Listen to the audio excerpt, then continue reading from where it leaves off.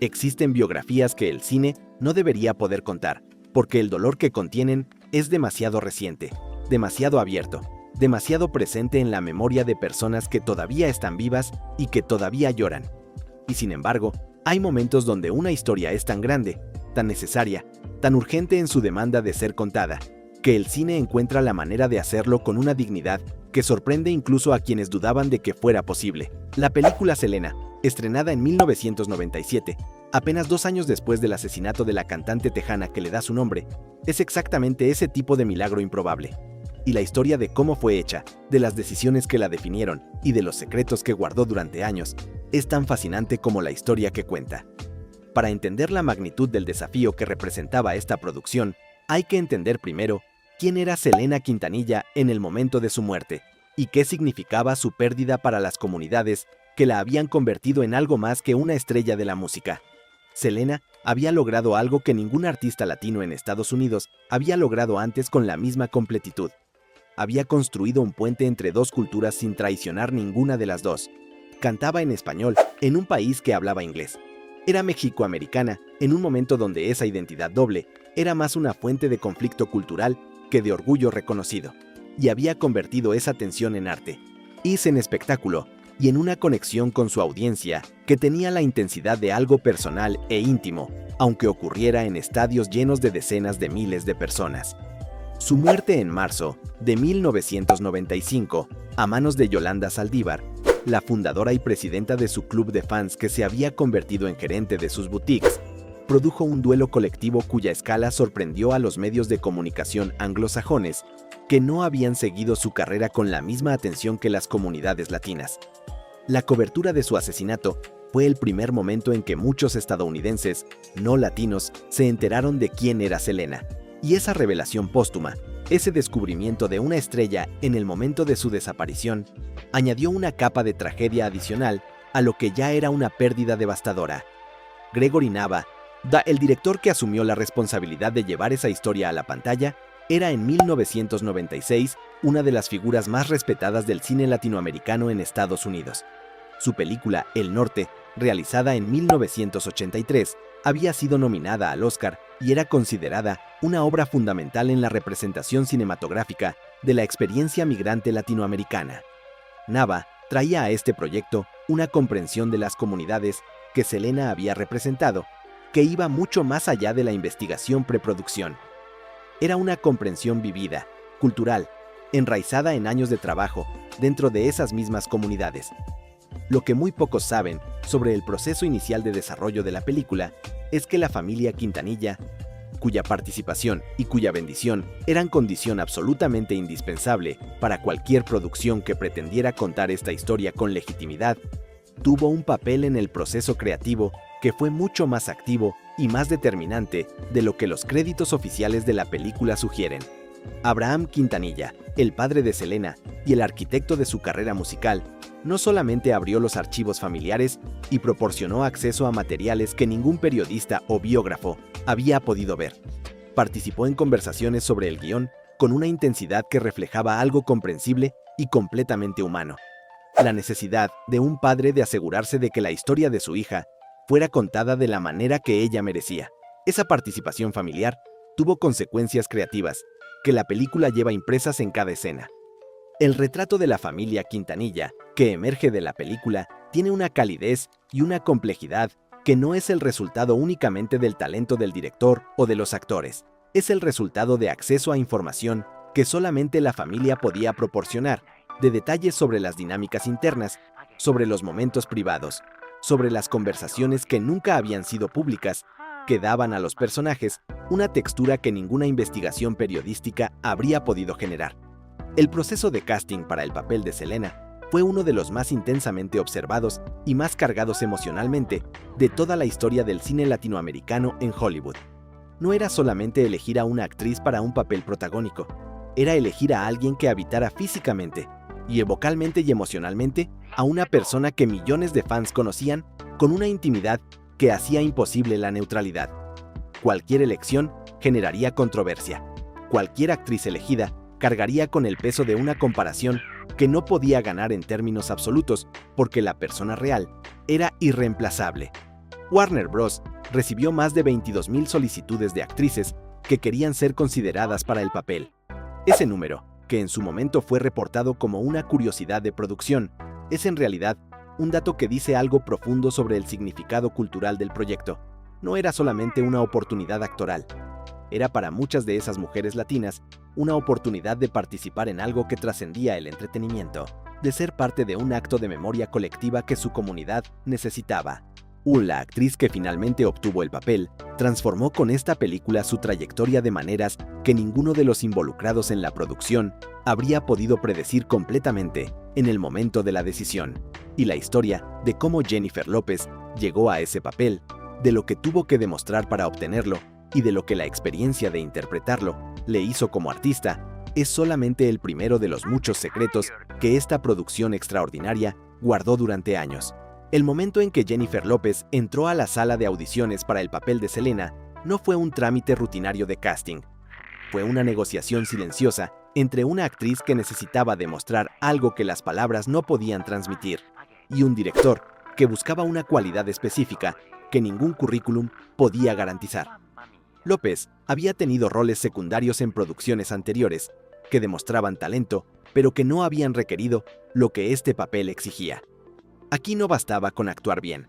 Había que convencer a una familia que estaba mirando, a una comunidad que estaría mirando, y a la memoria de una mujer que ya no podía hablar por sí misma. Lo que Gregory Nava observó en esa audición fue algo que él mismo describió posteriormente, en términos que iban más allá de la evaluación técnica convencional.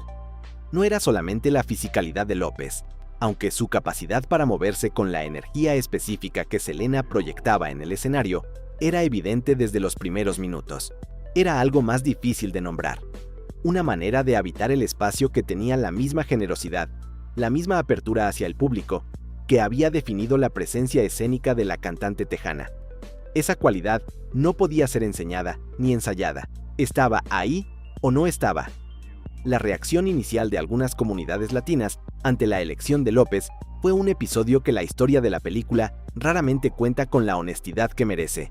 Hubo voces que cuestionaron que una actriz de origen puertorriqueño interpretara a una figura icónica de la cultura mexicoamericana. Ese debate, que en su superficie parecía una discusión sobre autenticidad cultural, era en realidad una expresión de algo más complejo y más revelador sobre cómo las comunidades latinas en Estados Unidos procesaban su propia diversidad interna en un momento donde la identidad latina como categoría colectiva estaba siendo construida y disputada simultáneamente. Gregory Nava navegó ese debate con una claridad que resultó ser la decisión correcta. Defendió su elección no en términos abstractos de talento universal, sino en términos muy concretos de lo que López hacía específicamente con el personaje, y la respuesta de la familia Quintanilla, que era la única autoridad moral que importaba en última instancia, fue inequívoca. Abraham Quintanilla vio las primeras pruebas de cámara de López y reconoció en ellas algo que cerró el debate de manera definitiva.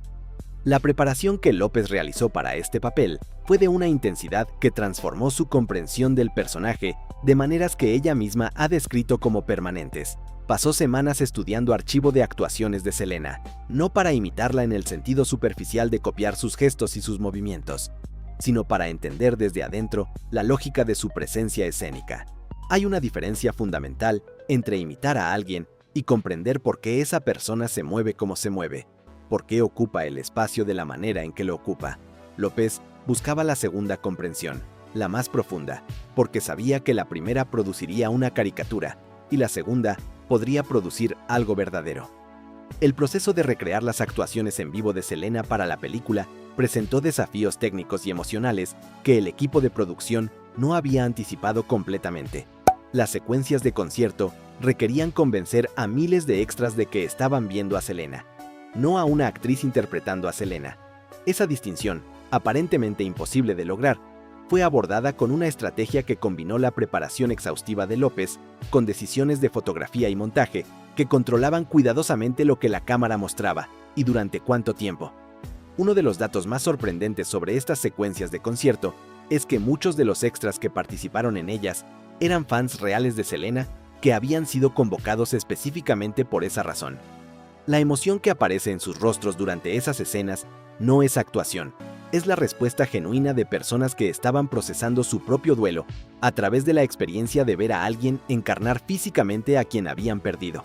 Esa emoción real, capturada por la cámara, sin que los extras fueran conscientes de estar siendo filmados en sus momentos más genuinos, es una de las razones por las que esas secuencias tienen una potencia que ninguna actuación completamente controlada habría podido generar. La decisión de no mostrar el asesinato de Selena de manera explícita en la película fue uno de los debates más intensos del proceso creativo. Había argumentos narrativos para incluirlo. La historia lo exigía en términos de completitud dramática, pero había argumentos humanos igualmente poderosos en contra. La familia Quintanilla había vivido ese horror en tiempo real. Revivir sus detalles específicos en una pantalla de cine, ante una audiencia masiva, era una forma de violencia secundaria que ningún argumento narrativo podía justificar completamente. La solución que Nava encontró para ese problema es uno de los momentos más elegantes de toda su dirección en esta película. La elipsis, el salto temporal que lleva al espectador desde la vida de Selena hasta las consecuencias de su muerte, sin mostrar el momento del tránsito, funciona en la película con una eficacia emocional que la representación directa nunca habría igualado. Lo que la imaginación del espectador construye en ese espacio vacío es siempre más devastador que cualquier imagen que la cámara pudiera proporcionar. Nava lo sabía, y esa sabiduría sobre los límites del cine, sobre cuándo el poder de una historia reside en lo que no se muestra, es la marca de un director que entendía profundamente tanto el material que tenía entre manos como a la audiencia que lo recibiría. Hay un momento específico en la historia de esta película que resume mejor que cualquier otro la naturaleza extraordinaria de lo que se estaba construyendo. Durante el rodaje de una de las escenas más emocionalmente exigentes, una escena donde el personaje de Selena enfrenta una de las contradicciones más dolorosas de su identidad cultural, Jennifer López se detuvo entre tomas y pidió un momento. No para revisar el guión ni para hablar con el director, simplemente para estar en silencio durante unos segundos antes de continuar. Quienes estaban en el set ese día describieron ese silencio como uno de los más elocuentes que habían presenciado en años de trabajo en producciones cinematográficas. Era el silencio de alguien que había llegado a un lugar dentro del personaje donde la frontera entre la actriz y la persona que interpretaba se había vuelto temporalmente invisible. Ese tipo de momento, que ocurre raramente en cualquier producción y que no puede ser fabricado ni dirigido, es lo que distingue las actuaciones que perduran de las que simplemente cumplen su función. Y la actuación de López en Selena perduró de maneras que en 1997 nadie habría podido predecir con certeza. La película fue el punto de inflexión que transformó su carrera de actriz secundaria en estrella de primera magnitud. Pero esa transformación no fue el resultado de una estrategia de marketing ni de una campaña de relaciones públicas. Fue el resultado de que una audiencia masiva reconoció en su interpretación algo genuino que no podía ser ignorado. La recepción de la película en su estreno fue un fenómeno que los analistas de la industria cinematográfica estudiaron con interés porque desafiaba varios de sus modelos establecidos sobre cómo funcionan las audiencias latinas en el mercado estadounidense. La película recaudó en su primer fin de semana una cantidad que Warner Bros. No había proyectado con esa magnitud, particularmente en los mercados del suroeste de Estados Unidos, donde la concentración de comunidades mexicoamericanas era mayor. Pero lo más significativo no era el número en sí, sino la manera en que esos números se habían generado. No a través de una campaña de marketing masiva dirigida al público general anglosajón. A través de un proceso de comunicación orgánica dentro de comunidades latinas que habían decidido colectivamente que esta película era importante y que debían verla. Ese proceso de movilización comunitaria alrededor de una película fue uno de los primeros ejemplos documentados de lo que los analistas culturales posteriormente llamarían el poder de la audiencia latina, organizada como fuerza de mercado. Las comunidades mexicoamericanas del suroeste no esperaron la validación de los críticos ni el respaldo de los grandes medios de comunicación anglosajones. Tomaron la decisión de apoyar esta película porque era su historia y porque reconocían en ella una representación que el cine mainstream raramente les había ofrecido con esa calidad y esa especificidad. La respuesta crítica fue más dividida de lo que los números de taquilla sugerían. Algunos críticos reconocieron la calidad de la actuación de López y la habilidad de Nava para manejar material emocionalmente complejo, con una sensibilidad que evitaba los excesos del melodrama convencional. Otros cuestionaron decisiones narrativas específicas, particularmente la manera en que la película manejaba los aspectos más oscuros de la historia de Selena. Esas críticas, legítimas en varios aspectos, ignoraban algo fundamental sobre el contexto en el que la película había sido producida. Una película hecha con la participación activa de la familia de la persona retratada, apenas 2 años después de su muerte, tiene obligaciones que una biopic convencional no tiene. La relación entre la verdad narrativa y el respeto hacia los vivos que quedan es una negociación que no tiene solución perfecta, solamente soluciones más o menos responsables. El impacto de la película en la carrera de varios de sus actores secundarios es una historia que raramente se cuenta, pero que es igualmente reveladora. Edward James Olmos, que interpretó a Abraham Quintanilla, con una contención emocional que resultó ser exactamente la elección correcta para un personaje cuya fortaleza era su manera de no derrumbarse en público, vio en esta película una confirmación de su capacidad para encarnar figuras reales con la complejidad que merecen.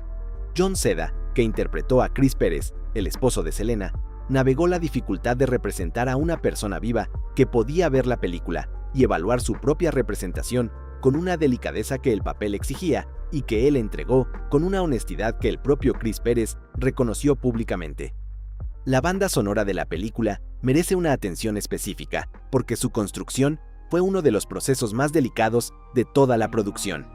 Usar las grabaciones originales de Selena en algunas secuencias y recreaciones en otras requería decisiones muy precisas sobre cuándo la voz real de la cantante servía mejor a la narración y cuándo la recreación era más apropiada. Esas decisiones, que parecen puramente técnicas, tenían implicaciones emocionales enormes para la familia y para los fans. Escuchar la voz real de Selena en la película producía un efecto que ninguna recreación podía igualar, pero que también intensificaba el dolor de la ausencia de una manera que la producción debía manejar con cuidado. Lo que Selena como película dejó instalado en la cultura latinoamericana de Estados Unidos es algo que 30 años después resulta más claramente visible de lo que era en el momento de su estreno. Demostró que una historia protagonizada por personajes latinos, contada desde adentro de esa experiencia cultural y sin las concesiones que Hollywood habitualmente exigía para hacer ese tipo de historias aceptables para el público general, podía funcionar comercialmente a una escala que los estudios no habían creído posible. Esa demostración tuvo consecuencias que se extendieron mucho más allá de esta película específica, abriendo conversaciones sobre representación y sobre la viabilidad comercial de las historias latinas que el cine estadounidense todavía está procesando. Selena Quintanilla murió a los 23 años, con una carrera que apenas había comenzado a revelar sus posibilidades más amplias. La película que lleva su nombre la devolvió a la pantalla con una fidelidad que su familia reconoció, con una emoción que su audiencia reconoció y con una dignidad que ella habría merecido. Y eso, en el cine como en la vida, es lo más que podemos pedirle a alguien que intenta honrar a quien ya no está.